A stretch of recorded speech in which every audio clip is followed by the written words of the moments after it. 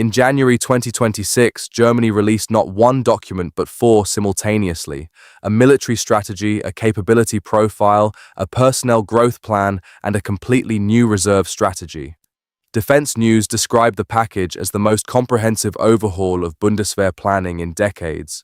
The headline target was 460,000 combat-ready troops, and the deadline attached to all of it was 2029. This video is about what those numbers actually mean, where that deadline comes from, and why Germany, Europe's largest economy, is moving faster on defense than at any point since the Cold War ended. If you haven't subscribed to the channel yet, make sure to do it now. It really helps a lot and lets me keep bringing you this kind of content. Now let's start with the personnel targets, because they show the true scale of what Germany is trying to do.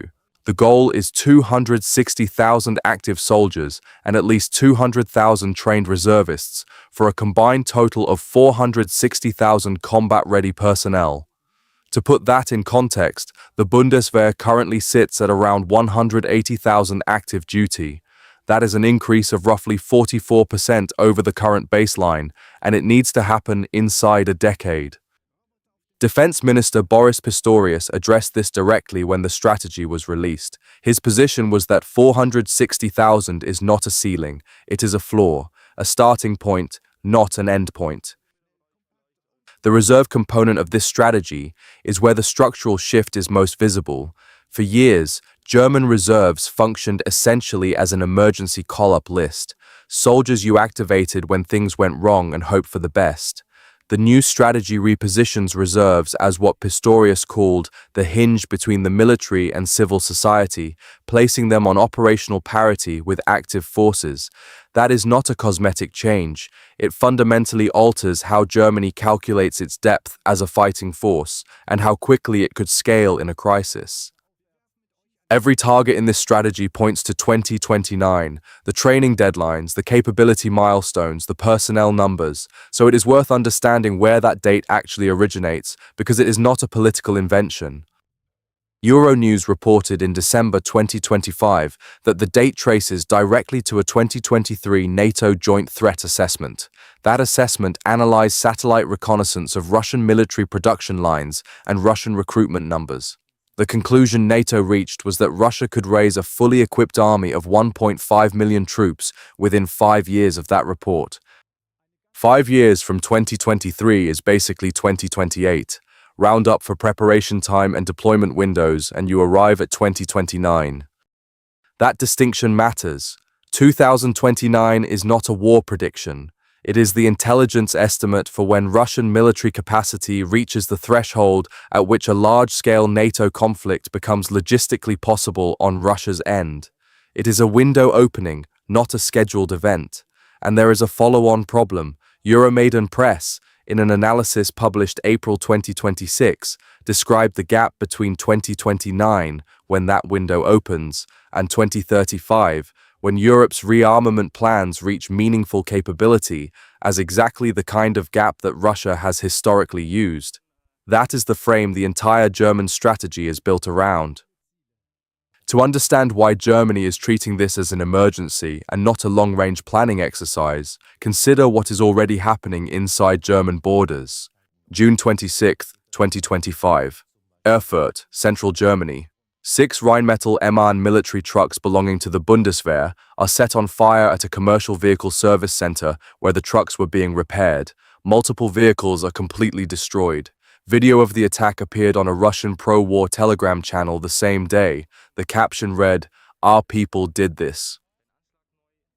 Ukrainian defense outlet Militarny covered the incident. Novaya Gazeta Europe reported on it. German investigators linked the attack to suspected Russian intelligence proxies operating inside Germany. The sequence of events here is not accidental. Russian operatives are burning Bundeswehr equipment on German soil in June 2025. 10 months later, Germany releases a strategy that names Russia as the biggest and most immediate threat and sets 2029 as the hard readiness deadline. Germany is not theorizing about hybrid warfare at a comfortable distance. It is living it. There is a detail from the strategy's release that tells you something about what is actually inside these documents. When a reporter asked Pistorius to share the classified threat assessments publicly, he refused and explained why. His words were that releasing them would be tantamount to adding Vladimir Putin to Germany's email distribution list. The classified sections of this strategy contain specific war scenarios covering potential Russian attack vectors against NATO territory, detailed enough that publishing them would give Russia a direct read on German defensive assumptions and expected attack corridors. That connects to something the Wall Street Journal reported separately. A classified 1,200-page document called Oplan DEU, Operation Plan Germany, was produced by 12 senior German officers over 2.5 years at the Julius Lieber barracks in Berlin. It covers logistics, infrastructure, defensive lines, and the mechanics of moving up to 800,000 NATO troops through German territory to the Eastern Front in a conflict scenario. A German officer quoted in that piece said the goal is to prevent war by making it clear to adversaries that an attack will not succeed. These are not documents written for public consumption. They are written by people who are doing contingency planning for something they consider a real possibility. The strategy runs in 3 phases. Phase 1 covers the period from now to 2029 and is entirely focused on rapid force generation. The engine of this phase is a military service law that came into force in January 2026. Every 18-year-old male in Germany now receives a mandatory questionnaire assessing fitness and willingness to serve. Women receive the questionnaire too, but for them responding is optional. For men, it is mandatory. The early numbers are tracking ahead of projections. According to Defense News, citing Bundeswehr Deputy Inspector General Nicole Schilling, recruitment is currently running 10% above the previous year, and applications are up 20%. What is less discussed but equally important is what is already embedded in the legislation itself. The government does not need a new parliamentary vote to activate a full draft. Full conscription is pre-authorized as a fallback if voluntary recruitment misses its targets. That trigger was built directly into the law to prevent political deadlock from slowing things down if numbers fall short. The mechanism is already live, it just hasn't been pulled yet. Phase 2 runs from 2029 to 2035 and is where Germany addresses capability gaps, some of which are severe. Long-range precision strike is the most significant. Germany currently has almost no operational capacity in this area. Tomahawk Block 5 missiles have been ordered with initial operational capability expected around 2028, but filling German arsenals with them is a process that runs into the early 2030s. Advanced air defense capable of handling hypersonic threats does not exist yet in the Bundeswehr. Drone warfare at scale is a new capability being built from scratch. Running alongside this is an internal reform program called EMA 26. It covers 153 concrete measures and 580 individual implementation steps, all targeting the bureaucratic processes that have historically strangled German military procurement.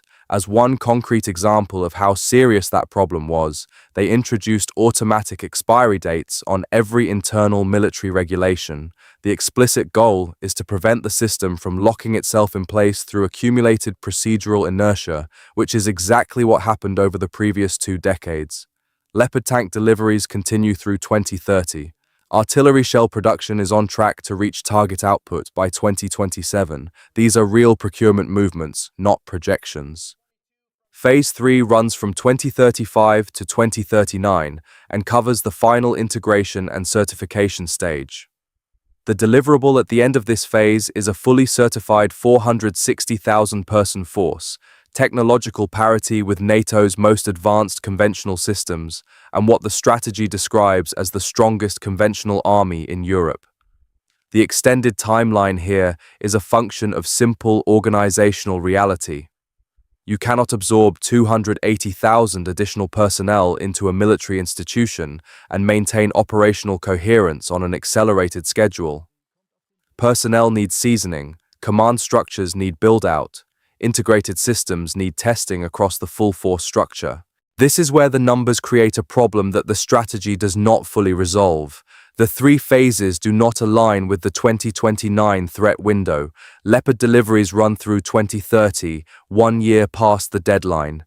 Tomahawk missiles reach full deployment into the early 2030s. The active force does not hit 260,000 until the mid-2030s. The full 460,000 force is certified between 2035 and 2039, 6 to 10 years after the threat window opens. What this means is that 2029 is not a readiness date. It is a deterrence architecture date. By 2029, Germany needs to have a functioning command structure, an integrated reserve system, a visible personnel pipeline, and demonstrated procurement momentum in place, even though the complete capability set will not be operationally available for years after that. Germany is trying to build deterrence faster than it can build capability. Whether that succeeds depends entirely on how the strategic calculus in Moscow reads the situation. If Russia sees a functional German mobilization architecture and a credible NATO commitment, deterrence holds. If Russia reads the gaps in actual firepower availability instead, it does not. That is the gamble built into the center of this strategy.